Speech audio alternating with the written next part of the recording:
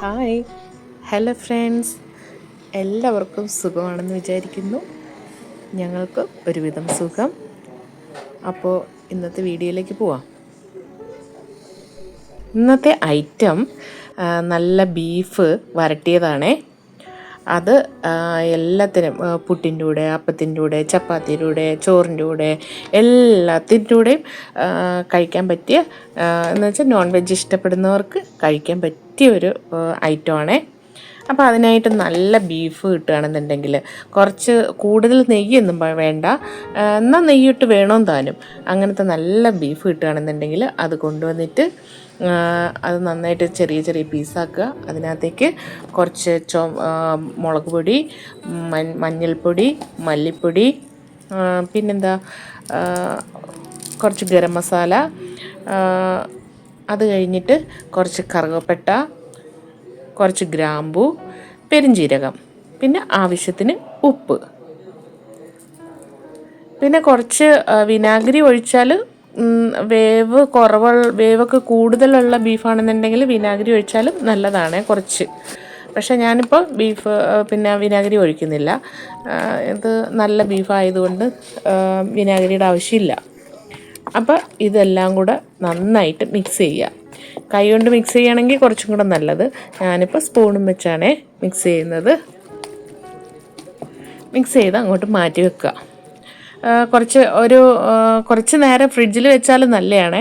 കുറച്ച് നന്നായിട്ട് സെറ്റാവും. എന്നിട്ട് പിന്നെ കുറച്ച് നേരം ഫ്രിഡ്ജിൽ വെക്കണമെങ്കിൽ ഫ്രിഡ്ജിൽ വെക്കാം. ഞാനിപ്പോൾ ഫ്രിഡ്ജിൽ വെച്ചിട്ടില്ല. എന്നിട്ട് നമ്മളതൊരു കുക്കറിനകത്തേക്ക് ഇടുക. എന്നിട്ട് ആവശ്യത്തിന് വെള്ളവും കൂടെ ഒഴിക്കുക. തോനെ വെള്ളം ഒഴിക്കണ്ട, കാരണം വരട്ടിയെടുക്കാനുള്ളതാണല്ലോ. ബീഫിനകത്ത് ഓൾറെഡി കുറച്ച് വെള്ളം ഉണ്ടാവും. പിന്നെ നമുക്ക് കുറച്ചും കൂടെ വെള്ളം ഒഴിച്ചു കൊടുത്തിട്ട് കുക്കറിനകത്ത് വെച്ച് വേവിക്കാം. അത് ഓരോരുത്തരുടെയും കുക്കറിൻ്റെ ഇതനുസരിച്ചാണ് എത്ര വിസിൽ വെക്കണമെന്നുള്ളത്.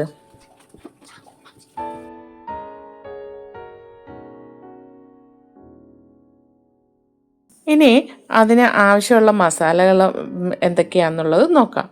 അതിനായിട്ട് സവോള, പിന്നെ ഇഞ്ചി, വെളുത്തുള്ളി ചെറുതായിട്ട് കുരുകുരാൻ അരിഞ്ഞത്, പിന്നെ പച്ചമുളക് ഞാൻ വെള്ളക്കാന്താരിയാണ് ഇട്ടത്, പച്ചമുളക്, പിന്നെ ആവശ്യത്തിന് തേങ്ങാക്കൊത്ത്, ഇത്രയും വേണം. അതിന് ആദ്യമായിട്ട് നമുക്ക് ഒരു ചീനച്ചട്ടി വെച്ചിട്ട് വെളിച്ചെണ്ണ ഒഴിക്കുക.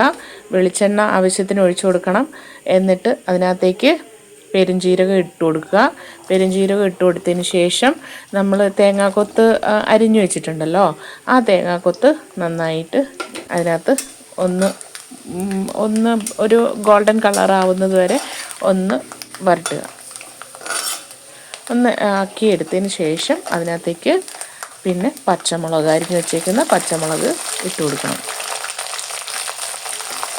കാന്താരിയാണെന്ന് വിചാരിച്ചും കൊണ്ട് നമ്മൾ ഒരെണ്ണം മുഴുവനായിട്ട് ഇട്ട് കൊടുക്കരുത്. അത് അരിഞ്ഞിട്ട് തന്നെ ഇട്ട് കൊടുക്കണം. ഇല്ലെന്നുണ്ടെങ്കിൽ കാന്താരി പൊട്ടി തെറിക്കും കേട്ടോ.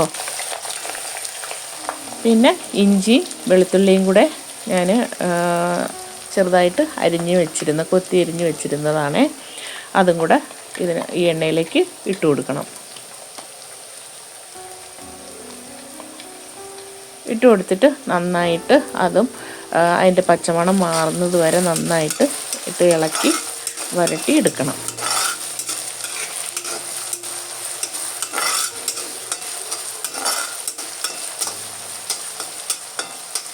ഇതിങ്ങനെ മൊരിഞ്ഞ് വരുമ്പോൾ നല്ലൊരു മണം വരുന്നത്.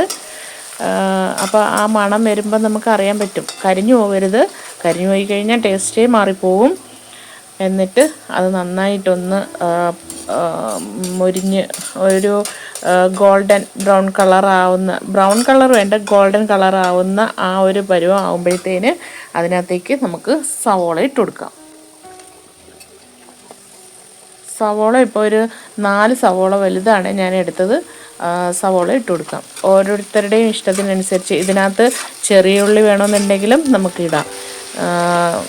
പിന്നെ അത് കുറച്ചും കൂടെ ടേസ്റ്റാണ്. പിന്നെ ഇതിനകത്തേക്ക് കുറച്ച് മഞ്ഞൾപ്പൊടി ഇട്ട് കുറച്ച് ഉപ്പ് ഒഴിച്ചു. അത് സവോള പെട്ടെന്ന് വാടി കിട്ടാൻ വേണ്ടിയിട്ടാണ്. എന്നിട്ട് ഞാൻ വേറൊരു ചീനച്ചട്ടിയിൽ മല്ലിപ്പൊടി, മുളക് പൊടി, പിന്നെ മീറ്റ് മസാല, പിന്നെ ഇതെല്ലാം കൂടെ, ഇത് മൂന്നും കൂടെ നന്നായിട്ട് വറുത്ത് വെച്ചിരുന്നു, അതിൻ്റെ പച്ചമണം മാറി വരുന്നത് വരെ. ആ വറുത്ത് എടുക്കുന്നത് എന്തിനാന്ന് വെച്ചാൽ ഈ വരട്ടി ലാസ്റ്റ് നമുക്ക് കിട്ടുമ്പോൾ നല്ല ബ്രൗൺ കളറിൽ കിട്ടണമെന്നുണ്ടെങ്കിൽ ഒന്ന് വറുത്തിടുന്നത്, മസാല വറുത്തിടുന്നത് നന്നായിരിക്കും. അപ്പോൾ അത് ഇട്ടതിന് ശേഷം നന്നായിട്ടൊന്ന് ഇളക്കി വഴറ്റി, അതിന് ശേഷം നമ്മൾ കുക്കർ തുറന്നു വേവിച്ച് വെച്ചിരിക്കുന്ന ബീഫ് എടുത്ത് ഈ കൂട്ടിലേക്ക് ഇട്ട് കൊടുക്കണം. ഈ ചീനച്ചട്ടിയിലേക്ക് ഇട്ട് കൊടുത്തതിന് ശേഷം നമ്മൾ നന്നായിട്ട് വഴറ്റണം. ഇളക്കി വഴറ്റി കൊടുത്തുകൊണ്ടിരിക്കണം. അപ്പോൾ ഇതിപ്പോൾ കുറച്ച് വെള്ളമേ ഉള്ളൂ, അത് നമ്മൾ തുറന്ന് വെച്ച് തന്നെ ഇളക്കി എടുക്കണം കേട്ടോ. പിന്നെ ഈ കാസ്റ്റേൻ്റെ ചീനച്ചട്ടി ആയതുകൊണ്ട് കുറച്ചും കൂടെ നല്ലതാണ്, കാരണം അടിക്ക് പിടിക്കില്ല. പിന്നെ ഇത് നല്ലൊരു എന്താ പറയണേ, അടിക്ക് പിടിക്കാതെ തന്നെ നല്ല മുരിഞ്ഞ് തന്നെ വരും കറി. അങ്ങനെ ഇത് പുട്ടിൻ്റെ കൂടെ ആയാലും അപ്പത്തിൻ്റെ കൂടെ ആയാലും, പിന്നെ അതേപോലെ ചപ്പാത്തിയുടെ കൂടെ ആയാലും, പൊറോട്ടയുടെ കൂടെ ആയാലും, ചോറിൻ്റെ കൂടെ ആയാലും ഒക്കെ നല്ലതാണ്. പിന്നെ അതിനകത്തേക്ക് നമുക്ക് ലാസ്റ്റ് ആവുന്ന സമയത്ത് കുറച്ച് കുരുമുളക് പൊടിയും കുറച്ച് ഗരം മസാലയും കൂടെ ഇട്ട് കൊടുക്കാം. ഗരം മസാല ലാസ്റ്റ് ഇടുന്നത് എന്തിനാന്ന് വെച്ചാൽ നല്ല മണം വരാൻ വേണ്ടിയിട്ടാണ്. ആ ഗരം മസാലയുടെയൊക്കെ മണം നന്നായിട്ട് നിൽക്കും. ആദ്യമേ ഇട്ട ഗരം മസാലയുടെയൊക്കെ മണം അത് മാറിപ്പോവും, അത്രയും ഉണ്ടാവില്ല. ലാസ്റ്റ് ഗരം മസാല ഇട്ട് കഴിഞ്ഞാലാണ് ആ മണം എപ്പോഴും നിൽക്കുന്നത് അതിനകത്ത്.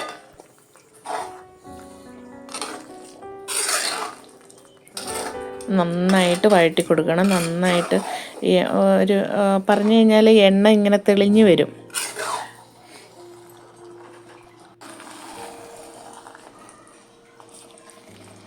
ഇതിനകത്തിപ്പോൾ എണ്ണ തെളിഞ്ഞു വന്ന് തുടങ്ങിയിട്ടുണ്ട്.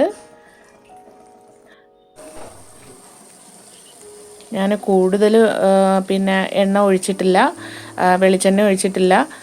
പിന്നെ ബീഫിനകത്തുള്ള നെയ്യും കൂടെ കുറച്ചുണ്ട്, അതും വെളിച്ചെണ്ണയും കൂടെയാണ് ഇപ്പോൾ ഇത്രയും നിൽക്കുന്നത്. കൂടുതൽ വെളിച്ചെണ്ണ ഒഴിക്കേണ്ട ആവശ്യമില്ല.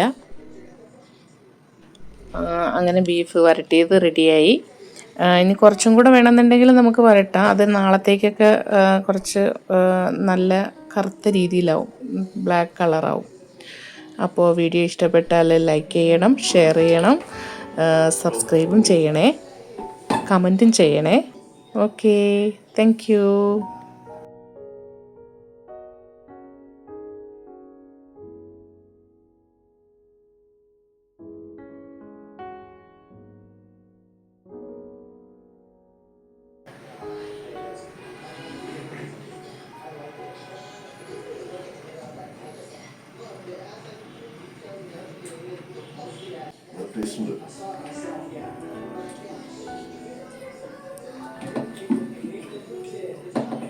ഉപ്പൊക്കെ കറക്റ്റാണ്.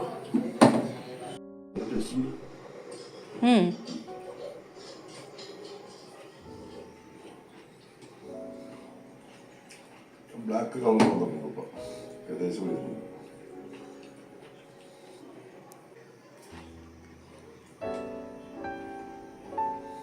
സൂപ്പർ.